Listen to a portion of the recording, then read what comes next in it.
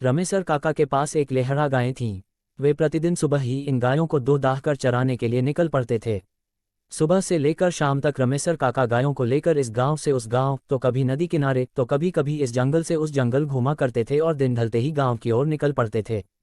जब रमेसर काका गायों को चराने के लिए निकलते तो सत्तू और भुजा भरी के साथ ही कभी कभी दही, दूध आदि भी ले जाते और भूख लगने पर किसी पेड़ की छाया में बैठकर खाते पीते। रमेसर काका कभी भी अपने साथ पानी नहीं ले जाते और ना ही लोटा रखते।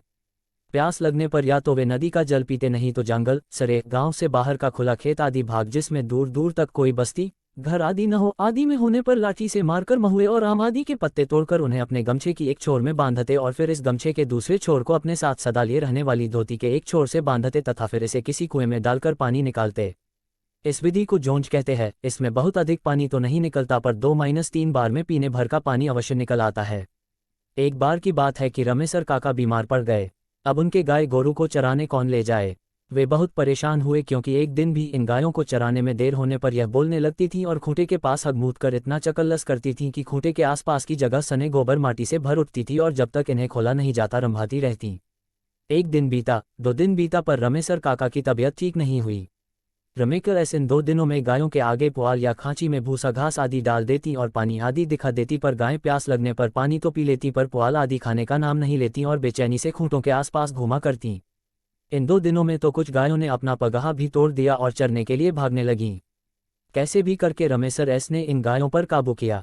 तीसरे दिन भी रमेसर काका की तबीयत जब ठीक नहीं हुई तो उन्होंने सनेसा भेजकर अपने ससुराल से अपने सरपुत घनेसर को बुला लिया।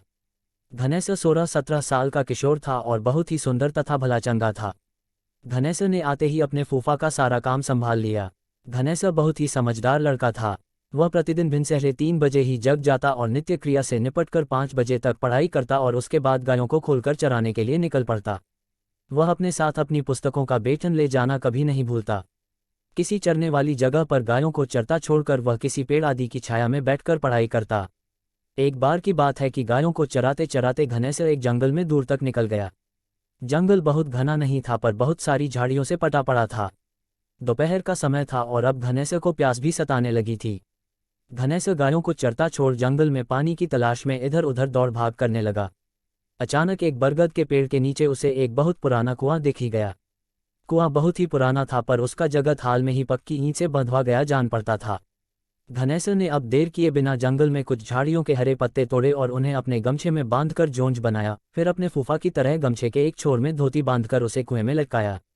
पर कुएं में पानी का सतह बहुत ही नीचे था और जोंज पानी तक नहीं पहुंच पाया। उसने लाख कोशिश की, नए नए हथकंडे अपनाए, फिर भी पानी तक नहीं पहुंच पाया। अब वह पसीने से तरबतर हो गया था और धोती से सर पर के पसीने को पोंछते हुए उसी कुएं की जगत पर बैठकर कुछ सोचने लगा। तभी पायल की छम छम की आवाज ने उसके सोचने के क्रम को बाधित कर दिया। उसने पीछे मुड़कर देखा तो कुछ दूर पर हिरनी की चाल से अपने पायलों की झनकार करते हुए, चेहरे पर हल्की मुस्कान व गालों पर हल्की लाली लिए एक किशोरी उसके तरफ बढ़ी चली आ रही है। वह अवाक मन से उस किशोरी के रूप श्रृंगार के रस का पान करने में लग गया।